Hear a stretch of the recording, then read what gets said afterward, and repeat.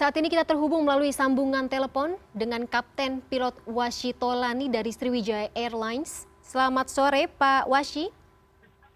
Selamat sore. Baik, Pak Washi bisa diinformasikan apa saja saat ini perkembangan dari proses evakuasi?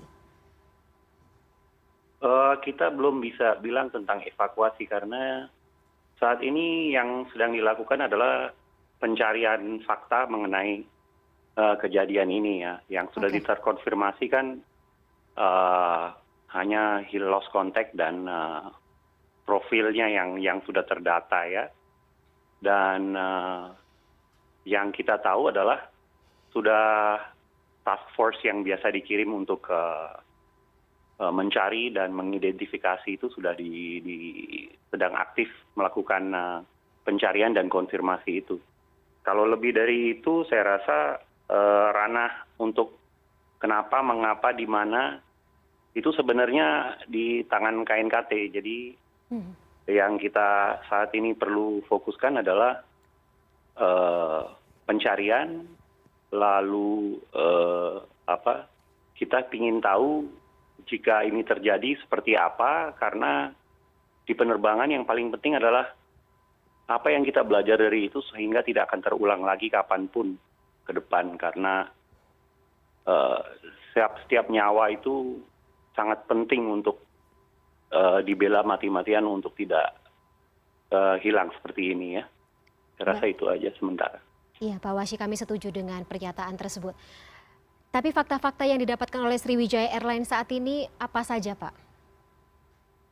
Sriwijaya Air itu kalau umpamanya mau ditanya mengenai itu mungkin lebih baik ke Humas. Tapi kalau soal Sriwijaya itu menyerahkan itu kepada KNKT biasanya dan Basarnas untuk melakukan tugas-tugasnya, karena memang itu terpisah dari tugas untuk mencari fakta, lokasi dan lain-lain. Itu pasti dengan kerjasama informasi beberapa pihak yang terkait. Tapi yang bila mana itu sudah terkonfirmasi mengenai kejadiannya, itu ranahnya di KNKT. Jadi lebih tepat untuk mereka, dan itu akan makan waktu. Jadi saat ini saya meminta kalau bisa media membantu dengan doa dan dengan harapan bahwa kita itu ke depan bisa lebih baik lagi, sehingga kita menjadi suatu contoh untuk masa depan yang bisa meningkatkan tingkat keselamatan penerbangan di dunia internasional. Baik, kami juga setuju dengan pernyataan tersebut. Kami juga bantu doa atas kejadian ini ya Pak ya. Tapi dari kacamata Kapten Washi sendiri, seperti apa spesifikasi pesawat yang digunakan dalam penerbangan kali ini? Kemudian juga kapasitas total atau kapasitas maksimalnya seperti apa? Apa saja yang bisa menjadi sebuah kesulitan ketika pesawat yang diketahui faktanya ini hilang, kontak di ketinggian 11.000 sampai 13.000 kaki, mungkin bisa dijelaskan? Ya, itu kan sebenarnya berdasarkan data ADSB ya.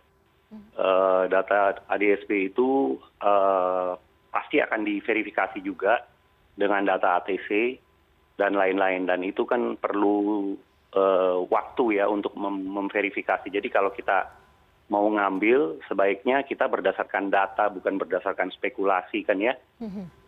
Cuman mengenai 737-500 itu rekod safety-nya sangat baik.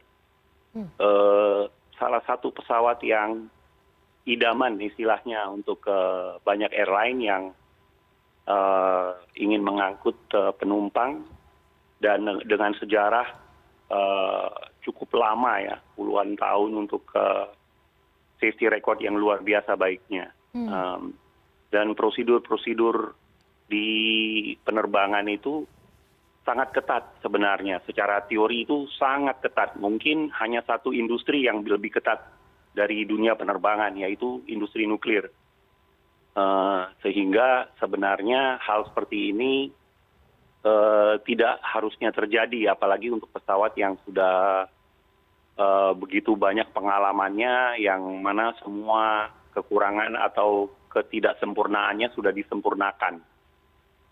baik dari segi training, dari segi maintenance, dari segi engineering, prosedur, bahkan sampai memanagenya, sehingga seharusnya tidak terjadi.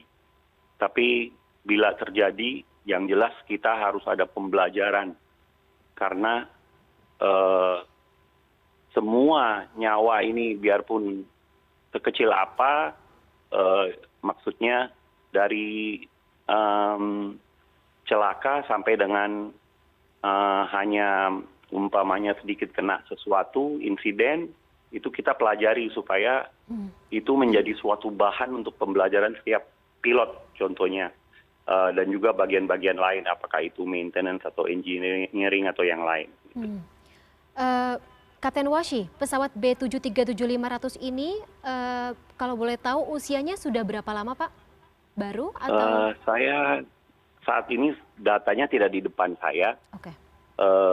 Tapi saya rasa pesawat itu tidak bisa dilihat hanya berdasarkan usianya saja, karena usia itu boleh kurang, mungkin pesawatnya baru, tapi Anda sudah tahu sendiri sejarahnya beberapa pesawat yang baru pun sudah mengalami semua jenis ya, semua merek ya, sudah mengalami kecelakaan justru namanya Type 3 accident.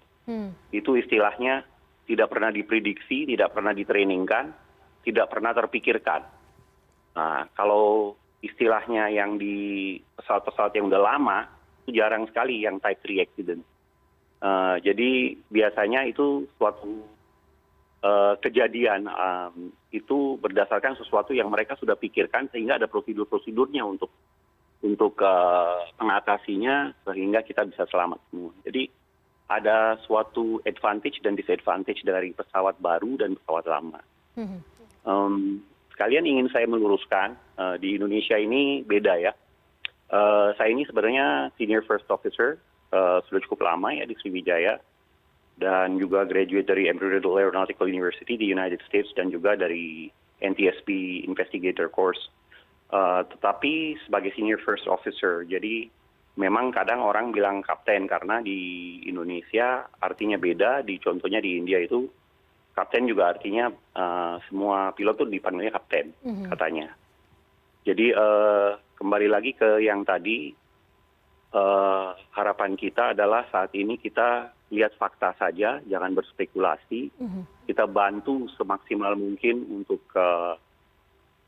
memberikan sarana, dukungan kepada orang-orang yang sedang berjuang dengan waktu yang sangat pendek dari cahaya alam, yaitu sekarang sudah sunset ya, mungkin akan mempersulit mereka untuk mencari, tapi saya yakin mereka tidak akan berhenti atau give up atau mendelay untuk mencari apapun yang terjadi pada pesawat yang lost contact itu.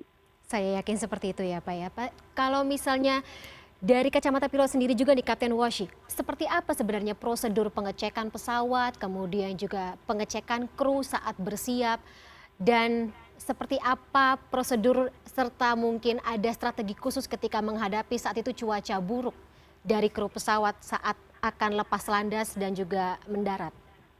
Tapi Pak Washi tahan dulu, kita akan ikuti dulu azan maghrib yang berikut ini di wilayah Indonesia Barat atau WIB.